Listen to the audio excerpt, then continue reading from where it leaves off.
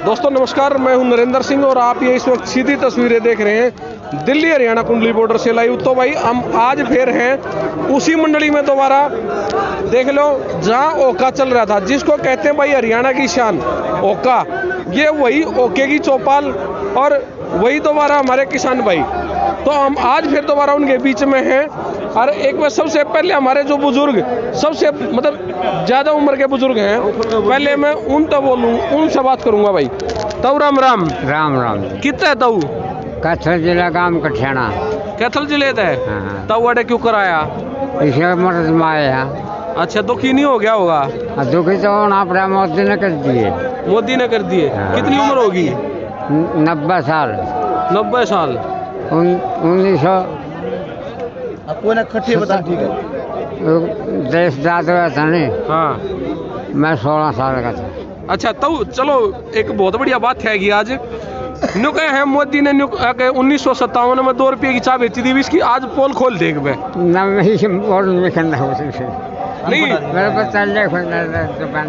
अच्छा ना मतलब न्यू कहे जब देश आजाद होया था उसके 5-7 साल पाछे 2 रुपये की चाय क्या करती? आप बेचे करते बता मैं। 2 रुपये की 2 रुपये की चाय। हाँ। 1 रुपये किलो तो घी बताया। 1 रुपये का घी भी था। तो भाई कोई बात नहीं, हमारे बुजुर्ग हैं तो थोड़ी सी उम्र की दिक्कत होया कर है, हम भी समझ रहे हैं। हमारे साथ और भी हैं। नमस्कार जी। नमस्कार। मैं कहाँ से जी? मैं बिंद्रोली सोनीपत।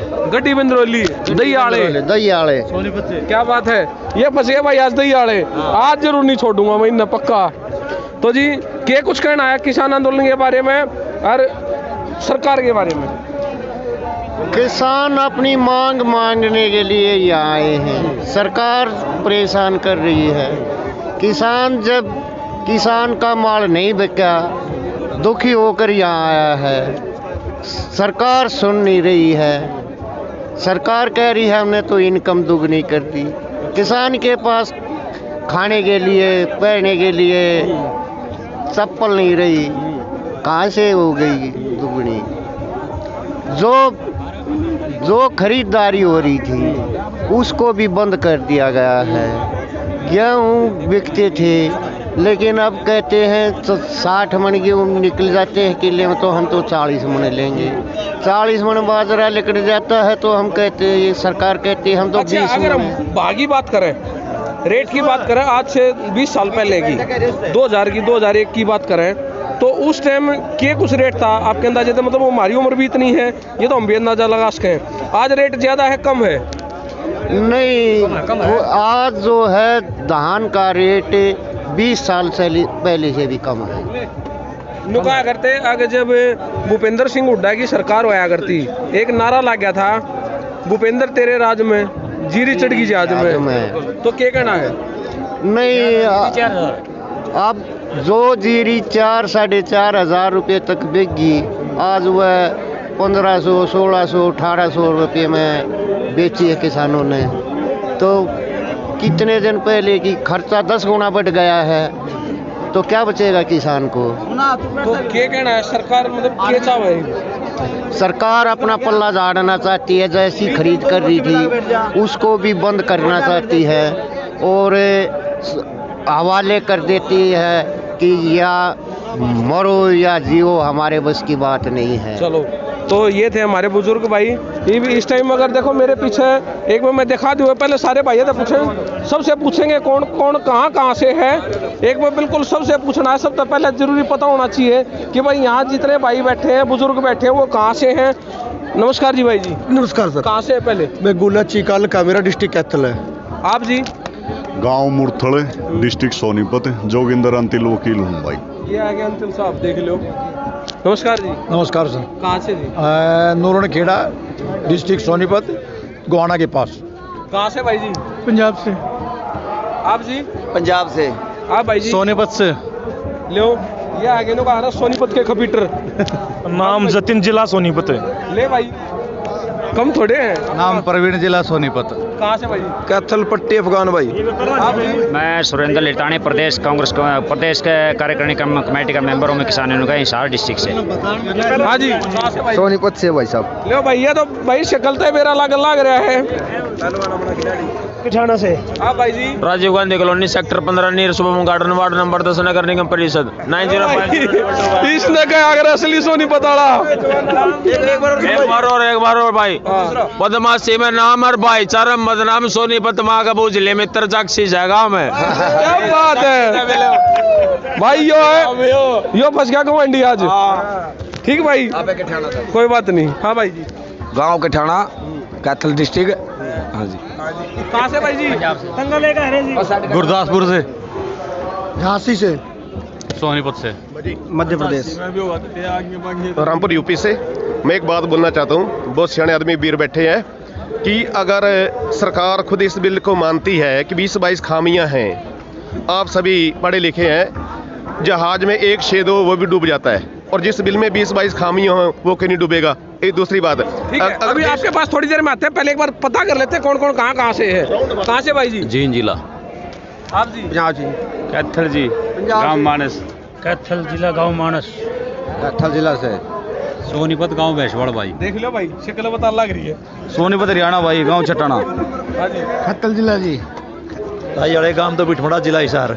चलो तो भाई कोई बात नहीं। देखो, हंसी मजाक होना बहुत ज़रूरी है, क्योंकि नुका अगर जहाँ नौजवान बैठे हैं, अगर हंसी मजाक नहीं होया तो कोई फायदा नहीं। नुका अगर यो देश जो है यो नौजवानों की वजह से चल रहा है। बूढ़ा का टाइम तो लिया जा, अरे नौजवान का नौजवान ने करना क्या है यो तो आने वाला टाइम में बताओगा। बाकी एक बार मेरे भाई जो हैं ये एमपी से हैं, इनसे एक बार जरूर पूछेंगे, क्योंकि मैंने बहुत ज्ञान के लागे यूँ कहा अगर भाई कपड़े देख के मेरा लग जाएगा आदमी के चरित्र का कि भाई कैसा है। हाँ जी भाई जी, बताओ। देखो, कपड़ों की बात मत करो, कपड़े तो मोदी जी भी बहुत अच्छे पहनते हैं, ठीक है, लेकिन भाई जी नुका अगर शक्ल ते अरे कपड़े का आदमी अंदाजा लगा लिया अरे किसा है। हाँ, शकल की बात सही कही है, क्योंकि हमारे अंदर से नेगेटिव और पॉजिटिव ऊर्जा होती है।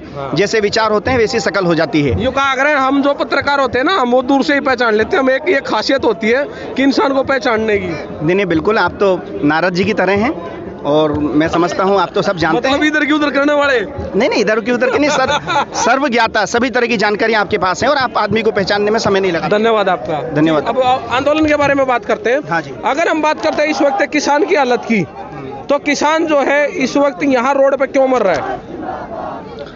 देखिए, अगर इसका के पीछे अगर कोई सबसे बड़े वजह है तो वो है हमारे प्रधानमंत्री नरेंद्र मोदी जी, जो आज देश को गुमराह कर कर धर्म का चोला पहनकर और एक फर्जी राष्ट्रभक्त होने का दावा वो करते हैं, और देश को गुमराह कर कर देश को ही लूटने का काम कर रहे हैं।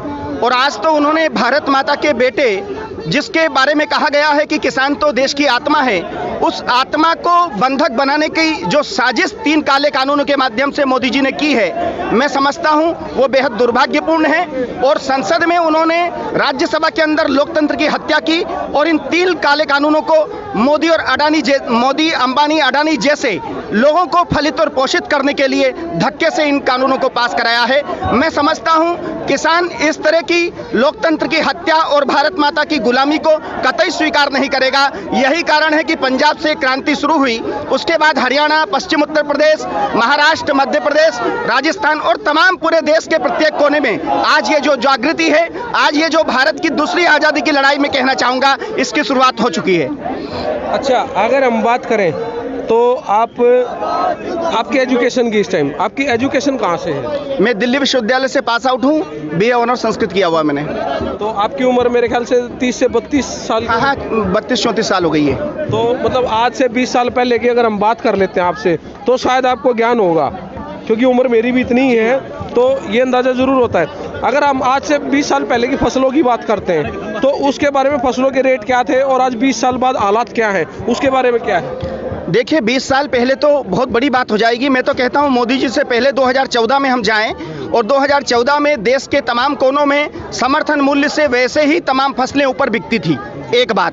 लेकिन मोदी जी जब से आए, मोदी बहुत ही कलाकार व्यक्ति हैं। जिस तरीके से रावण रूप बदलकर रावण ने मां सीता का हरण किया था, ऐसे ही मोदी जी भी रूप बदलकर आज ये कहते हैं कि बोले मोदी सरकार ने, भारतीय जनता पार्टी की सरकार ने देश में सबसे ज्यादा समर्थन मूल्य में फसलों को खरीदा है। लेकिन मोदी जी ये आंकड़ा नहीं बताते हैं कि सिर्फ देश में 6% किसानों की फसलों को उन्होंने समर्थन मूल्य में खरीदा है। उन 6% में गिनती किस किस की है?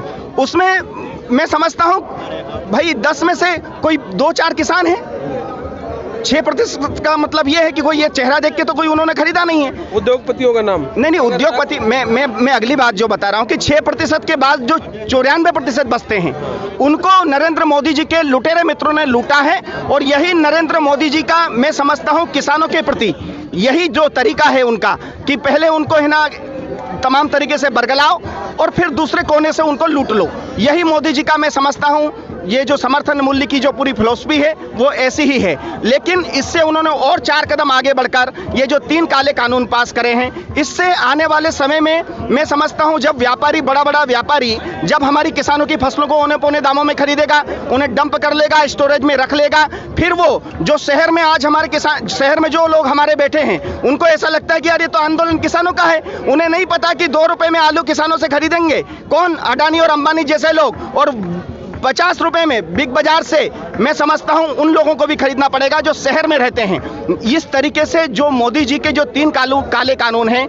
मंडी को समाप्त कर रहे हैं, वो स्टोरेज को बढ़ाएंगे। मैं समझता हूं काला बाजार बढ़ेगा।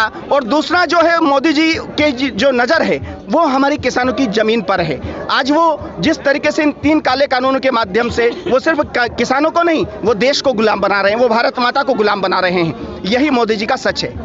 अच्छा, अभी एक बहुत बड़ी जो सच्चाई जो सामने निकल के आ रही है, पिछले 15 से 16 दिन जो हमारे किसान भाई यहाँ बैठे हो चुके हैं, इस सच्चाई के बारे में आपका क्या कहना है? नहीं, सच्चाई क्या है? मोदी जी के बारे में पूरे देश को पता चल गया है कि मोदी जी फर्जी हैं।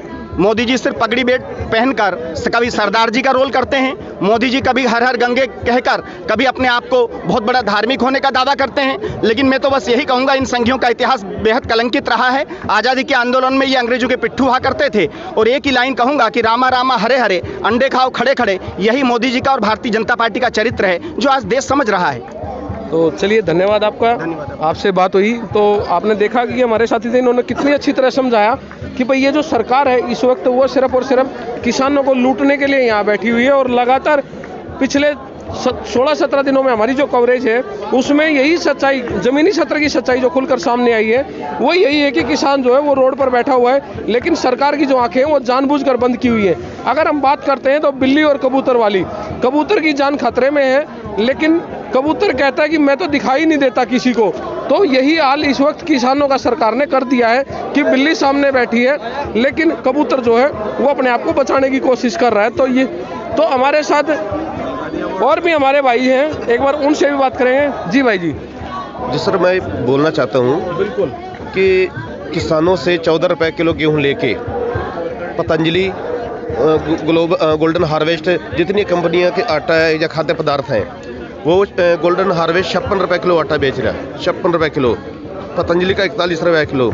मैं एक कहता हूँ कि ये FCI food corporation of India in सभी की मिली भगत है। इस दौरान इतना हम कह सकते हैं, अगर मजदूर जो किसान मजदूर अगर खड़े हुए ना तो अपने हक के लिए खड़े हुए हैं। कोई डिमांड नहीं है, कोई मांग नहीं है, अपने हक की बात कर रहे हैं। लेकिन देश में अगर नोटबंदी हो सकती है तो ये बिल बंदी भी हो सकती है। नोट में दूसरी बार फिर कहूँ कि देश में अगर नोटबंदी हो सकती है, बिल बंदी हो सकती है। और ये किसान मोर्चा जब तक सूरज चांद रहेगा, किसान मोर्चा याद रहेगा। ये हिंदुस्तान के नहीं, दुनिया के इतिहास में सुनहरी अक्षरों में लिखा जाएगा। तो ये आपने देख लिया कि हमारे साथी ने जो सच्चाई बताई। अब हम एक नए रुख की ओर चलते हैं। मेरे जहन में आज कुछ सवाल, बहुत अहम सवाल हैं जो आज मेरे दिमाग में लगातार उठते हुए कई दिन से उठ रहे हैं। तो आज उनके बारे में हम एक बार सभी साथी जितने यहाँ बैठे हैं, मैं एक बार मेरे साथी से कहूँगा कि एक बार कैमरा घुमाकर जरूर दिखा दें कि हमने सभी को दिखाया था कि कोई कहीं से तो कोई कहीं से, कोई किसी राज्य से तो कोई किसी राज्य से, कोई किसी स्टेट से तो कोई किसी स्टेट से। तो सच्चाई जो खुल के सामने आई वो सिर्फ ये है कि किसान मरता रहे, लेकिन किसी को कोई फर्क नहीं पड़ने वाला। कि हमारे जो भाई हैं वो भूतपूर्व सैनिक हैं और उन्होंने इतना बड़ा खुलासा कर दिया कि 25,000 जो सैनिक हैं वो इस वक्त अपने मेडल वापस सरकार को लौटाने के लिए आगे बढ़े हैं। और ये जो सैनिक हैं ये कोई और नहीं, ये जवानों अपने जो किसान हैं उन्हीं के बच्चे हैं, उन्हीं के भाई हैं, उन्हीं के बेटे हैं। लेकिन सरकार को अभी तक ये बात समझ में नहीं आ रही कि आखिर सरकार क्या चाहती है, क्यों इन बिलों को वापस नहीं लेना चाहती। यदि कोई बिल बनाया जा सकता है तो उसको वापस भी लिया जा सकता है, संशोधन ही क्यों भाई। जब हम खाना खाते हैं तो लेटरिंग भी तो करते हैं। सीधी सी एक बात, छोटी सी बात कहूँगा। Narendra Singh, love India news, Delhi.